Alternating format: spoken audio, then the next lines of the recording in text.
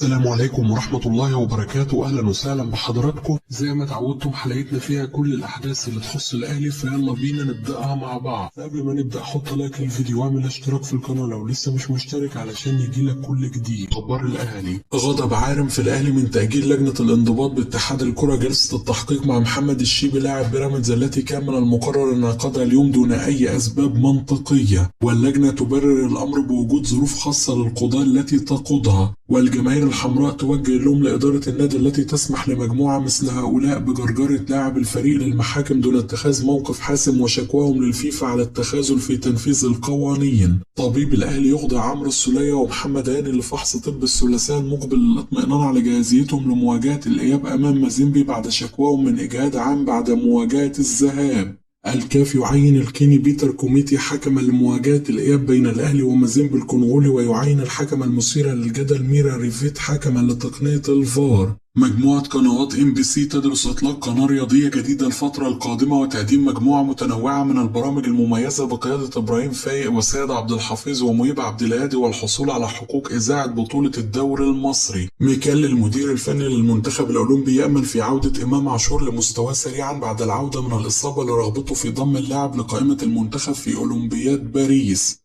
حالة سعادة تسيطر على حسام حسن المدير الفني للمنتخب الوطني بعد تعافي ياسر إبراهيم ومحمد الشناوي وإمام عاشور من الإصابة قبل مباريات المنتخب الهامة في تصفيات كأس العالم. مصدر بالأهلي: مارسيل كولر لن يعتمد على الشناوي أساسيا طالما مصطفى شوبير يسير بشكل جيد مع الفريق، لكن ربما يقحمه في بعض المباريات بديلا لتجهيزه للفترة القادمة. والحالة الوحيدة التي سيعود فيها الشناوي للمشاركة أساسيا هي تراجع مستوى مصطفى شوبير. الشناوي عاد من الإصابة وسيحتاج لوقت لاستعادة فورمة المباريات مجددا. مصطفى شوبير يصبح في حاجة للخروج بكلين شيت في مباراتين على الأقل من المباريات المتبقية في دور الأبطال لمعادلة رقم حارس بيترو أتلتيكو الأنجولا الذي حافظ على نظافة شباكه في 8 مباريات في هذه النسخة. محمود الزنفولي يواصل المشاركة في المباريات مع فريق 2003 بالأهلي حتى لا يتأثر مستواه بالجلوس بديلا مع الفريق الأول. الزمالك يفشل في الفوز على ديرمز الغاني في ذهاب نصف نهائي الكونفدرالية، البطولة الأضعف في القارة اللي يتسرب للجماهير البيضاء القلق على البطولة التي ظنوا أنها مضمونة بسبب ضعف الفرق المشاركة فيها. موكوينا مدرب صن داونز ينتقد الترجي التونسي بعد الخسارة أمامه بهدف نظيف في ذهاب نصف نهائي دوري الأبطال، ويؤكد أنه لا يصح أن يلعب فريق كبير مثل الترجي بهذه الطريقة الدفاعية على ملعبه.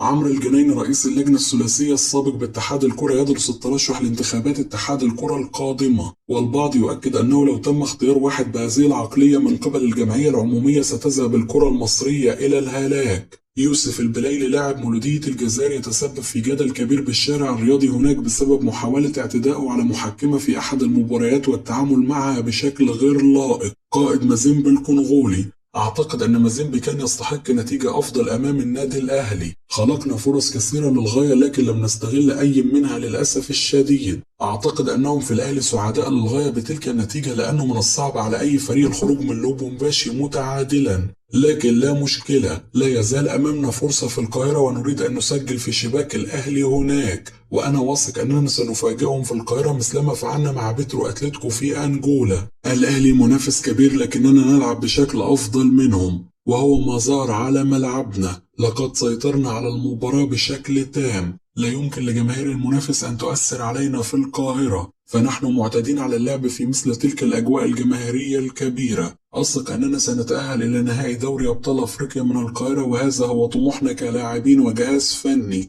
أريد فقط أن أطلب من جماهيرنا أن يستمروا في دعمنا، ويجب على الجالية الكونغولية في القاهرة أن تخرج وتدعمنا في المواجهة. جهاد جريشة الحكم الدولي السابق: سأخوض انتخابات اتحاد الكرة القادمة ضمن قائمة بها كوادر رياضية كبيرة، وهناك اتصالات وتحركات بدأت بشأن الانتخابات، ولكن لا يوجد استقرار نهائي بشأن القائمة التي سأتواجد بها. علاقتي ممتازة بكل ما تم تداولهم من أسماء بشأن خوض الانتخابات القادمة على مقعد الرئيس. وأم الثلاثي المهندس هاني أبو ريدة رئيس اتحاد الكرة السابق، وأحمد دياب رئيس رابطة الأندية، وأحمد مجاهد رئيس اللجنة الثلاثية التي تولت إدارة اتحاد الكرة من قبل. فيتور بيريرا ولجنته لا يقدمون شيء للحكام، ونتيجة عمل اللجنة 0 ولا يوجد لها أي إنجازات تذكر. وظهور الحكام المصريين في بطولة كأس الأمم الإفريقية الماضية بصورة متميزة نتاج عمل لجان سابقة. فضلا عن اجتهادهم الشخصي. ولو كنت مسؤول عن الحكام لقررت إقالة اللجنة وتعيين لجنة جديدة برئاسة سمير عثمان أو ياسر عبد الرؤوف. تصريحات إبراهيم نور الدين بعد إدارة مباراة الأهلي والزمالك غلط في غلط، وما قاله أمر يدل على ضعف اتحاد الكرة ولجنة الحكام. لو كان يعلم أن هناك شخص قادر على معاقبته لما كان ظهر إعلاميا بعد القمة، بل والتقليل من قطبي الكرة المصرية. وبعيدا عن تصريحات إبراهيم نور الدين، فهو قدم مباراة متميزة هو وجميع الطاقم، وأمنحه 8.5 وهذا أكبر دليل بأنه لا يوجد أي أزمات معه. ولكن من الممكن أن نتنافس في المستقبل القريب مع بعضنا البعض، سواء في انتخابات اتحاد الكرة أو رئاسة لجنة الحكام، وهذا أمر طبيعي ولكن دون وجود خلافات. لا يوجد اهتمام من اتحاد الكرة بالحكام، ولهذا هو الحلقة الأضعف في المنظومة رغم أنها الحلقة الأهم.